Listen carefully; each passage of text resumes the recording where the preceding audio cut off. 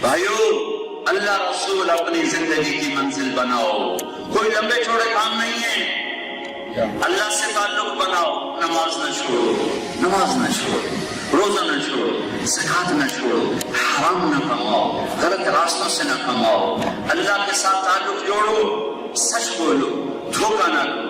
یہاں کے یہ تمہارا دیش ہے، یہ تمہارا ملک ہے، یہاں کے اچھے شہری بنو، یہاں کے مثالی شہری بنو، یہاں کا کوئی قانون نہ توڑو، یہاں کا کوئی ٹیکس نہ چراؤ، یہاں کی حکومتیں تم پر لگاتی ہیں، ہماری حکومتیں تو کھا جاتی ہیں، تو یہاں کی حکومتیں تم پر لگاتی ہیں، ٹیکس چوری نہ کرو، ان کے ساتھ جھوٹ نہ بولو، دھوکہ نہ دو، یہاں کی لڑکیوں سے کاغذات بنانے کے لیے شادی نہ کرو، یہ ظلم و ستم نہ کرو۔ میں ہر ملک میں یہ درد بھری کہانیاں سنتا ہوا آ رہا ہوں کہ کاغذات بنانے کے لیے شادی کی، اگر اس کو دھکا دے کے چلے گئے جب کاغذات بن گئے۔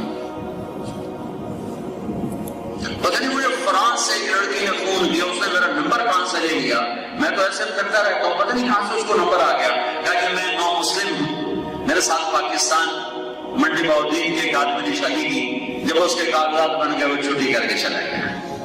تو لیکن اللہ کا فضل ہے، میرے اللہ نے مجھے ایمان دے دیا ہے، میں اسلام نہیں چھوڑوں گی، وہ مجھے چھوڑ گیا، میں اسلام نہیں چھوڑوں گی۔ ایسی غلط مثال نہ بنو، اپنے نبی کو شرمندہ نہ کرو۔ قیامت کے دن عیسیٰ علیہ السلام نے تانا دے دیا تمہارے نبی کو کہ آپ کی امت نے میری امت کے ساتھ دعویٰ کیا تھا، کیا منہ دکھاؤ گے؟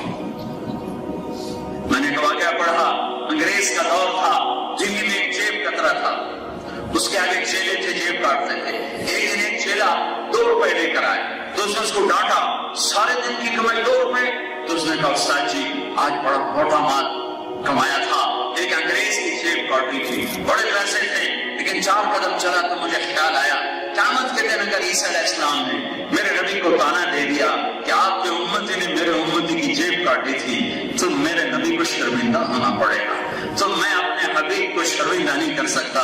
میں نے جا کے پیسے اس کو واپس کر دیے، یہ 2 روپے اپنے کے نکال کے لایا ہوں، تو اس گرو نے اس کو 10 روپے انعام دیے کہ یہ میری طرف سے تجھے انعام ہے کہ آج وہ بڑا کھڑا کام کر کے آیا ہے۔ اس زمانے کا تو چور اتنا غیرت والا تھا، تمہیں کیا ہو گیا ہے؟ اپنے اللہ سے تعلق بناؤ، نماز نہ چھوڑو، سچ بولو، جھوٹ نہ بولو، دھوکہ نہ دو، فراڈ نہ کرو، فریب نہ کرو، ظلم نہ کرو، زیادتی نہ کرو۔ اللہ کے بندوں سے تعلق بناؤ، حسن سلوک کے ساتھ، سچائی کے ساتھ، محبت کے ساتھ۔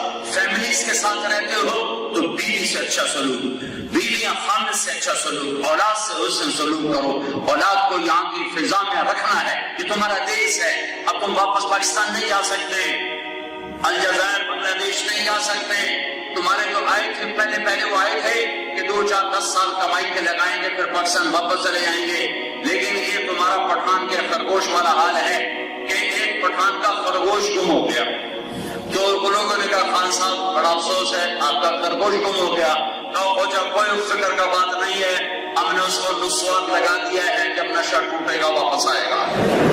تو اب تمہیں یورپ کا نسوان لگ گیا ہے، تم پاکستان کی لوڈ شیڈنگ میں جا سکتے ہو؟ یہ تو ہم ہی رہ سکتے ہیں، تم لوڈ شیڈنگ میں نہیں آ سکتے، تم سب کو لگ گئی ہے نسوان۔ تو یہاں رہو اچھے انسان بن کر، اچھے مسلمان بن کر، اچھے خامن بن کر، اچھے باپ بن کر، اچھے پڑوسی بن کر، اچھے دوست بن کر۔ حضرت عبداللہ بن عمر، حضرت عمر کے بیٹے، ان کے گھر میں مہینے میں 1 دن گوشت پکتا تھا، مہینے میں 1 دن۔ جس دن گوشت پکتا تھا ان کا پڑوسی یہودی تھا، یہودی، مسلمان نہیں، یہودی۔ تو جب تشریف لاتے تو فرماتے بھائی پہلے ہمارے پڑوسی کو بھیجو پھر ہم کھائیں گے، پہلے ہمارے پڑوسی، اور تو مسلمان سے مسلمان نہیں کرتے، اے علی وہابی ہیں، اے علی گستاخ رسول ہیں، ہمیں ہی فتوے لگاتے رہتے ہیں گستاخ رسول۔ کتنی مسجدوں سے ہمارے بستر اٹھا کے پھینک دیے، وہابی آ گئے، گستاخ رسول آ گئے۔ اللہ کے واسطے ان جراثیموں کو کوئی سمندر میں ڈال دو، یہاں مسلمان بن کے رہو، یہاں امت بن کے رہو۔ اگر تم دیوبندی بریلوی وہابی بن کے رہے تو تم کل قیامت کے دن اللہ کے نبی کا سامنا نہیں کر سکو گے۔ میرے نبی نے تو کافروں کو بھی گلے سے لگایا اور ہمیں لوگوں نے دھکے دے کے مسجد سے نکالا۔ اگر یہ نبی کے ماننے والے ہیں تو جو دھکے دیتے ہیں نبی کے ماننے والے کے گلے لگاتے ہیں۔ گمراہ کو گلے لگایا جاتا ہے یا دھکے دیے جاتے ہیں؟ جس کو دین کا نہیں پتا اسے محبت سے دین سمجھایا جاتا ہے، اسے دھکا دیا جاتا ہے۔ یہ کون سا عاشق رسول ہے جو مسجد سے اٹھا کے کافر، کسی کو کافر کہنا آسان کام ہے؟ میرے نبی کے سامنے میں درد سے یہ باتیں کہہ رہا ہوں۔ تم برائے دیش میں نہیں ہو، اپنے دیش میں، تمہارا دیش ہے، اسے اپنا ملک بناؤ، اسے اپنا دیش بناؤ، لیکن پاکستان کے جراثیم مارو، فرقہ واریت کو دفن کرو۔ ایسے علماء مت بلاؤ جو یہاں فرقہ واریت کی آگ بھڑکا کے چلے جائیں اور تم سے چندے اکٹھے کر کے واپس چلے جائیں۔ مت بلاؤ ایسے لوگوں کو، وہ تمہارے بھی دشمن ہیں، تمہاری نسلوں کے دشمن ہیں، وہ اسلام کے دشمن ہیں، جو تمہیں پھوڑ کے چلے جائیں، پھاڑ کے چلے جائیں۔ ڈرو ڈرو اللہ سے۔ میرے نبی نے کتنی مشقتوں سے امت بنائی ہے، کس دکھ درد سے اس امت کو بالا اور پروان چڑھایا ہے، اور کتنے آنسو بہائے ہیں، امتی امتی امتی امتی امتی امتی، یا اللہ میری امت، یا اللہ میری امت، یا اللہ میری امت۔ دنیا سے جانے کا وقت ہے۔ بیگمات کو بلا کے رخصت کیا، بیٹی فاطمہ کو بلا کے رخصت کیا، علی کو بلایا، گود میں سر رکھا، کمر پہ ہاتھ پھیرا، رخصت کیا۔ حسن حسین کو آخر میں بلایا اور یوں اپنے ہاتھوں میں لے لیا، حسن کو ادھر، حسین کو ادھر، حسن کو یہاں سے اٹھاتے تھے، حسین کو یہاں سے اٹھاتے تھے۔ یہ دائیں بائیں کا فرق اس لیے تھا کہ امام حسن سر سے لے کر، چہرے سے لے کر کمر تک اللہ کے نبی کے مشابہ تھے، اور کمر سے لے کر پاؤں تک حضرت علی کے مشابہ تھے، اور حضرت حسین سر، چہرے سے لے کر کمر تک حضرت علی کے مشابہ تھے، اور کمر سے لے کر پاؤں تک اللہ کے محبوب کے مشابہ تھے۔ اس مشابہت کا فرماتے تھے حسن میرا بیٹا ہے، حسین علی کا بیٹا ہے۔ دونوں کو یوں لیا اور ان کا سر چوما، کسی پر نہیں روئے۔ بیویوں کو رخصت کیا، بچی کو، داماد کو، حسن حسین کو گود ہاتھوں میں لیا تو آنسو نکل پڑے، ٹپ ٹپ ٹپ ٹپ ٹپ ٹپ ٹپ ٹپ۔ ایک کو زہر میں تڑپتا دیکھ رہے تھے اور ایک کا سر نیزے پہ چڑھا ہوا دیکھ رہے تھے۔ ان کے لیے دعا نہیں کی، اور جب جبریل نے بتایا کہ جانے کا وقت آ گیا ہے تو فرمایا جاؤ پہلے اللہ سے پوچھ کے اور میرے بعد میری امت کے ساتھ کیا کرے گا، پھر میں بتاؤں گا کہ میں نے کیا کرنا ہے۔ جبریل واپس گئے، جواب لے کر آئے کہ اللہ تعالیٰ فرما رہے ہیں میں آپ کے بعد آپ کی امت کو تنہا نہیں چھوڑوں گا۔ الآن حرت عینی اللہم الرفیق الاعلیٰ، مجھے میرے رب کی قسم جو میری بھی سن رہا ہے، تمہیں بھی دیکھ رہا ہے، مجھے بھی دیکھ رہا ہے، میرے نبی یہ بات نہ اٹھاتے تو میں اور تم آج بندر، کتے، خنزیر، بلے، بلیاں پھر رہے ہوتے۔ اس کملی والے کو دعا دو جو اولاد کو ذبح ہونے کے لیے چھوڑ دے، تمہارے لیے دعا کرتے ہیں کیا کرو گے میری امت کے ساتھ؟ میں امت کا پوچھتا ہوں، اولاد کا نہیں پوچھتا ہوں۔ میں ان کے اولاد کے خون کو پانی بناؤں گا اپنی فصل کے لیے، ان کی بوٹیوں کو کھاد بناؤں گا اپنے باغیچے کے لیے، پر امت کا میں دکھ درد نہیں سہ سکتا۔ میری امت کے ساتھ کیا کرو گے؟ کہ ٹھیک کروں گا، وہ نہیں کروں گا جو پہلوں کے ساتھ کیا تھا۔ مچھلی کھانے پہ بندر بنا دیا، مچھلی کھانے پہ بندر بنا دیا۔ ماں باپ کی نافرمانی مچھلی کھانے سے بڑا جرم ہے۔ میرے نبی نے سے پوچھا کہ یا رسول اللہ قیامت کب آئے گی؟ آپ نے کہا اللہ کو پتا، کب نشانی؟ کہ ماں کو ذلیل کیا جائے گا، قیامت آ جائے گی۔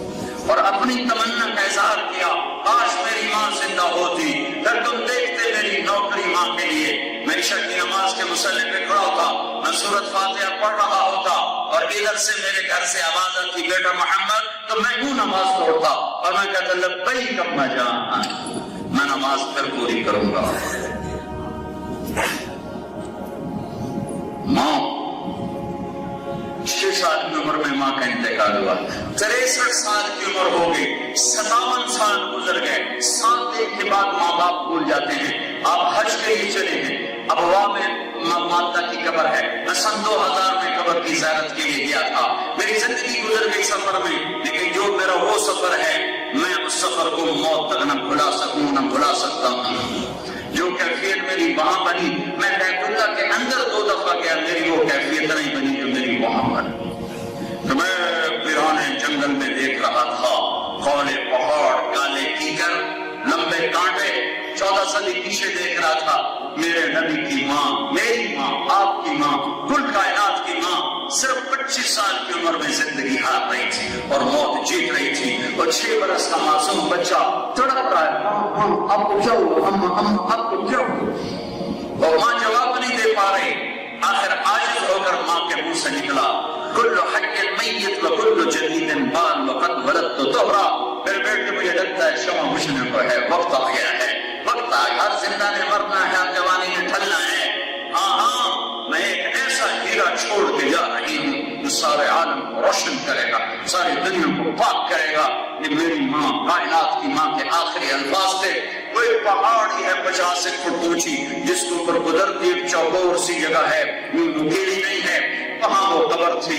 وہاں میں کھڑا دیکھ رہا تھا میرے مولا، جس کی تو کبھی چہرے کی قسمیں اٹھاتا ہے، کبھی زلفوں کی قسمیں اٹھاتا ہے، کبھی جنت کی چابیوں سے پکڑاتا ہے، کبھی مقام محمود پہ ہمیں دکھاتا ہے، کبھی کعبہ قوسین کی ہمیں خبریں سناتا ہے۔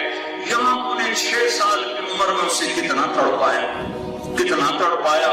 نہ کوئی چاچا، نہ چاچی، نہ دادا، نہ دادی، نہ ماما، نہ مامی، نہ پھوپھا، نہ پھوپھی، نہ خالہ، نہ خالو، بلا نوکر سے بھی کبھی کسی کو تسلی ہوئی۔ ایک نوکرانی کے ساتھ ام ایمن، نوکرانی ام ایمن، نوکر کو تسلی دے سکتا ہے، اور آپ جو سینے پہ گر کے روئے، نہ پتہ ہے کہ میری ماں کو ہوا کیا ہے، پہلی موت دیکھ رہی ہیں، کس نے قبر بنائی، کون وہاں سے گزرا، پتہ نہیں کوئی گزرا ہوگا، قبر بن گئی۔ جب پہاڑ سے نیچے اترے، پھر آپ نے دوڑ لگائی اور پیچھے ام ایمن پیچھے گئی ہے۔ ماشاءاللہ تمہیں وہ جگہ دکھائی، اتنا خوبصورت حال میں وہ دکھ درد تمہیں کیسے کھول کے باہر نکال دوں۔ میں نے ہزاروں دفعہ قصہ سنایا ہے، اور میری آنکھوں کا پیالہ ہمیشہ بھرا ہے، ہمیشہ بھرا ہے۔ ہائے ہائے ہائے ہائے، ام ایمن نے کیا دیکھا کہ اللہ تعالیٰ کی ماں کی قبر کو سینے سے لگا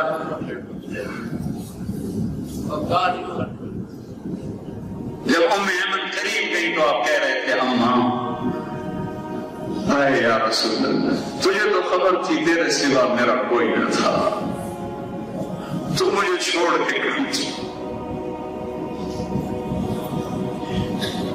تیرے سوا میرا تو کوئی نہیں تھا، کہاں چلے گی؟ ام ایمن آئی کہ بیٹے اٹھو، تو مجھے میری ماں کے پاس چھوڑ دو، کھینچ کے نیچے لے گئی۔ 3 راتوں کا سفر روتے روتے گزرا۔ اس بات کو 57 سال گزر گئے، میرے نبی کو صدمہ نہیں بھولا۔ 70,000 حاجی ساتھ رہے، اور راستہ اور ہے ابوا جانے کا۔ آپ نے راستہ بدلا، پہاڑوں میں داخل ہوئے۔ میں کیوں چشم دی، کوئی راستہ نہیں ہے، پہاڑ ہی پہاڑ ہیں، اور پہاڑوں میں داخل ہوئے، اور ماں کی قبر کے سرانے جا کر اونٹنی سے اترے، اور ماں کی قبر پر بیٹھے،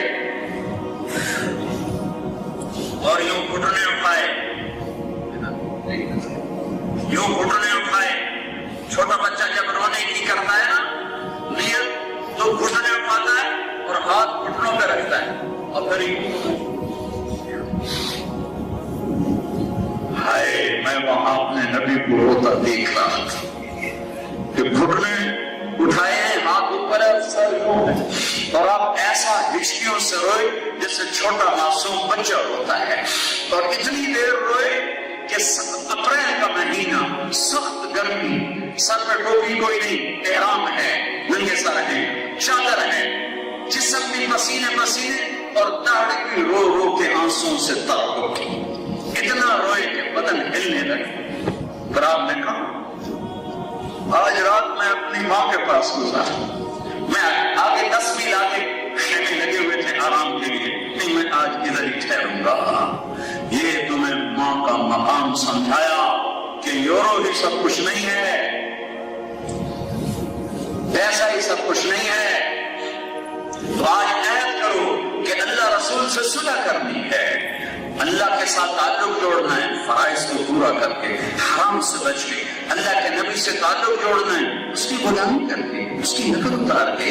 میں ہر جگہ مثال دیتا آیا ہوں، نقل مار کے ہمارے ملک میں لوگ پاس ہوتے ہیں کہ نہیں ہوتے؟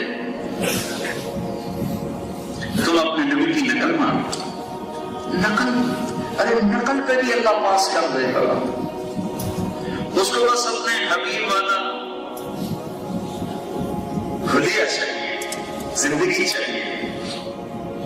میں کوئٹہ میں بیٹھا تھا، لوگ ملنے آئے، ایک آدمی دروازے میں دستک دے رہا تھا، شیشے والا دروازہ تھا، ایک بچہ اس کے ساتھ، اس کو کوئی اندر آنے نہیں دے رہا تھا، رش وہ اندر آیا، میں نے کہا اس آدمی کو اندر بھیجو، اندر آ گیا، اس کے ساتھ بچہ تھا، اس کی شکل میرے بیٹے سے مل رہی تھی، تو میں نے کہا اس کو اندر آنے دو، وہ اندر آ گیا، کہا جی میرے بچے کے لیے دعا کر دو، یہ بیمار ہے، نصیحت دے، کیا بیماری؟ کہ دل میں سوراخ ہے، تو میں نے کہا آپریشن کراؤ، تو وہ رونے لگا، کہا میں غریب آدمی ہوں، میں کہاں سے کراؤں گا؟ تو مجھے نہ اس آدمی کا پتہ ہے کون ہے، نہ اس کے کام کا پتہ ہے وہ کیا کرتا ہے، میں نے اس کے بچے کو دیکھا میرے بیٹے کا ہم شکل، میرا بھائی وہ کارڈیالوجسٹ سے میں نے اسے فون کیا، میں نے کہا ایک بچہ بھیج رہا ہوں، اس کا آپریشن کرنا ہے، ایک پیسہ نہیں خرچ ہونے دینا، سارا انتظام ہم نے کرنا ہے، اس کا ایک پیسہ نہیں خرچ ہونے دینا۔ مجھے اس بچے میں اپنا بچہ نظر آیا تو میں چھوٹا سا سے ملا اور میں پگھل گیا۔ جب تم اللہ کو اپنے حبیب کے روپ میں حاضری دے کے دکھاؤ گے تو میرے رب کی رحمت کے خزانے کیسے کھلیں گے، کیسے کھلیں گے؟ اللہ کا واسطہ دیتا لا الہ الا اللہ پاسپورٹ ہے، محمد الرسول اللہ ویزا ہے، لا الہ الا اللہ پاسپورٹ ہے، محمد الرسول اللہ ویزا ہے، پاسپورٹ تم نے بنوایا ہوا ہے بلکہ اللہ نے بنا کے دیا ہے، ارے محمدی ویزا تو لگوا لو۔ ہر ایئرپورٹ پر شنگن ویزا لوگوں نے دیکھا، پھر ہمیں جہاز پہ چڑھنے دیا، پل صراط پر فرشتے کھڑے ہوں گے، محمدی ویزا دکھاؤ۔